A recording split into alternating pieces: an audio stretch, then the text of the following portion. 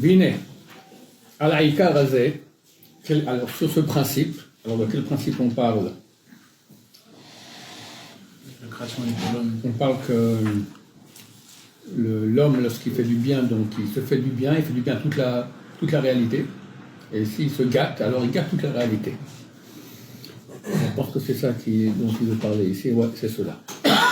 Sous ce principe, ils nous ont réveillés, nos sages de Noir Béni, le Midrash Kohelet, dans le Midrash sur Kohelet, Shamrou, en disant, Zéléchonam, citation, Re'e, et Maasa Elokim. Donc c'est un verset dans Kohelet, regarde l'action de Dieu. Le Midrash dit, Besha'a Shebarat Boruchu et Adam Arishon, lorsque Dieu a créé le premier homme. Netalo, il a pris vers zéro, Alkol il a né Gan Eden. Il a fait passer devant lui il a fait passer devant tous les arbres du Gan Eden, du paradis. Vamarlo, il lui a dit, Re'e Ma'asai Kamanaim Mshubachim Hen. Regarde mes actions, combien elles sont belles et dignes de louange. Tout ce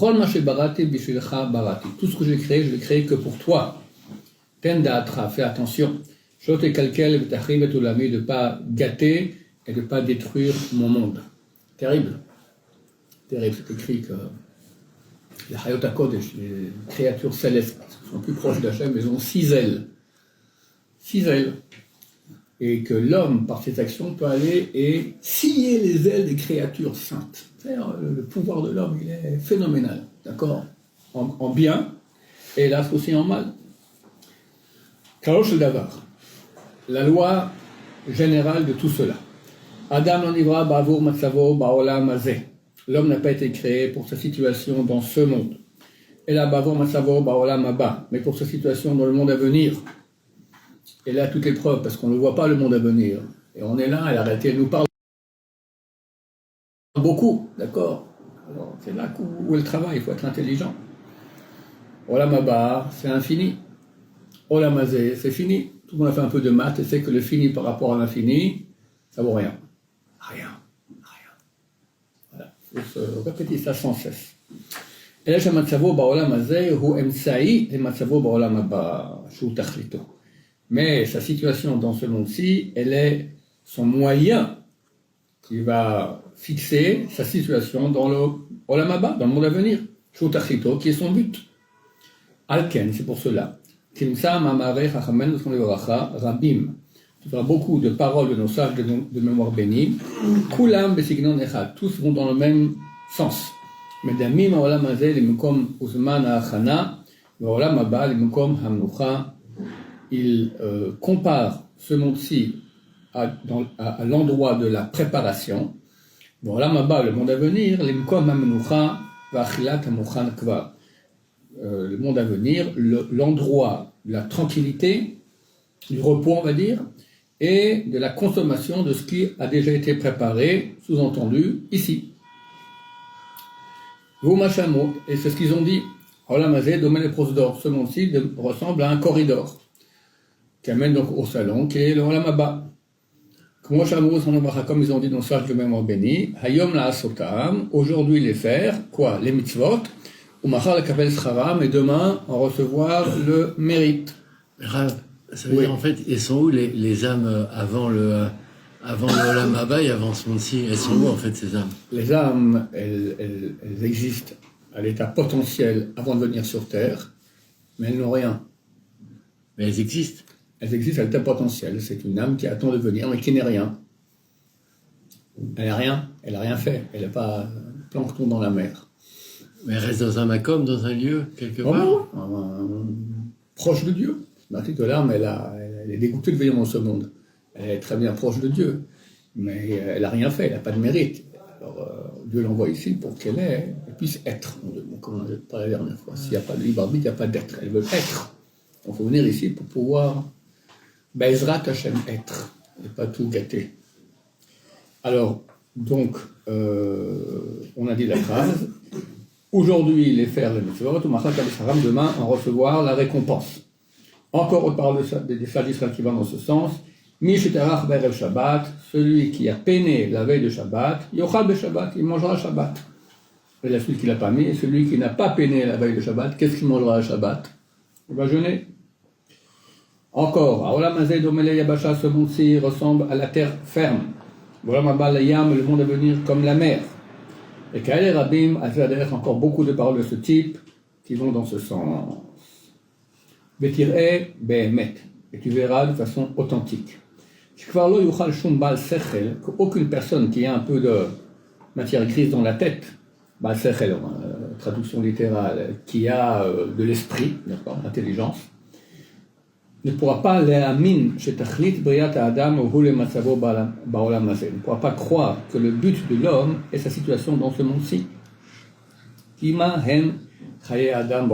Car qu'est-ce que sont la vie, bon, en hébreu c'est au pluriel, au singulier en français, quelle est la vie de l'homme dans ce monde-ci? Et qui est celui qui est vraiment heureux et tranquille dans cette vie? Ça n'existe pas. Peut-être un temps ça existait, mais du temps du Rav déjà ça n'existe plus. D'accord? Tout le monde souffre. Tout le monde souffre. Le plus riche, le plus pauvre, tout le monde. Les jours de notre vie, les années de notre vie sont 70 ans. Et ici avec de la force, 80 ans. Leur majorité, de la peine et de la difficulté.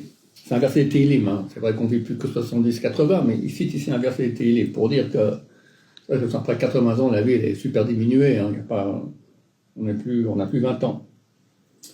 Bekama minetzar, toutes sortes de souffrances, bacholaim, maladies, machovim, douleurs, tradot, tardements, donc choses qui nous dérangent. Après tout cela, hamavet, la mort. Ça n'a aucun sens. Ça n'a aucun sens. Il n'y a pas 1 sur 1000 qui va vraiment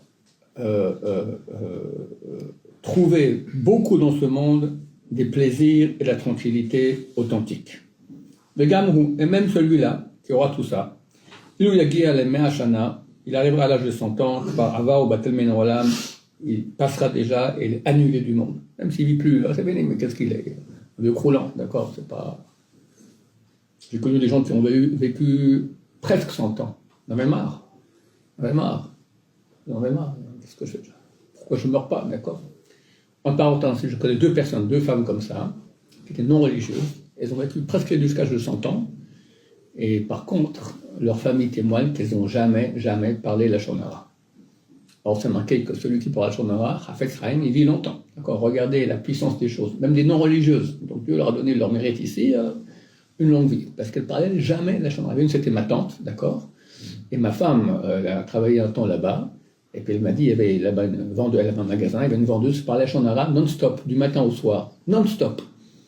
Et ma tante qui était directrice, chaque fois elle arrangeait en bien, jamais parlait mal sur les gens. Quand tu es tout seul chez toi à la maison, pas parler mal, c'est plus ou moins facile, mais quand tu as quelqu'un qui est une vraie mitrailleuse de la Shonara, elle disait rien. Elle a vécu longtemps. Elle m'a dit, pourquoi je vis? J'en ai marre, d'accord?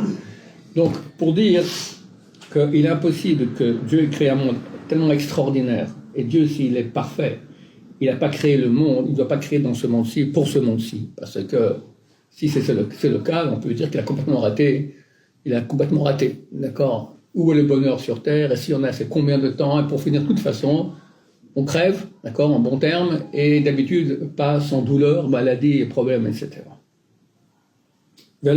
Et non seulement cela. Si le but de la création de l'homme était ce monde-ci, il n'aurait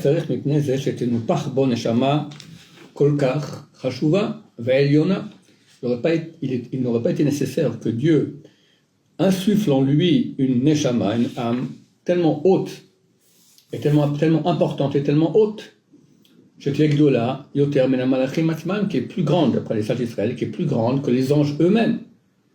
À quoi ça sert? Si le but du monde, c'est ce monde-ci, donc on va dire les profits matériels, la paresse, dormir. D'accord? C'est le cliché du paradis pour un type qui ne connaît pas la Torah. C'est quoi?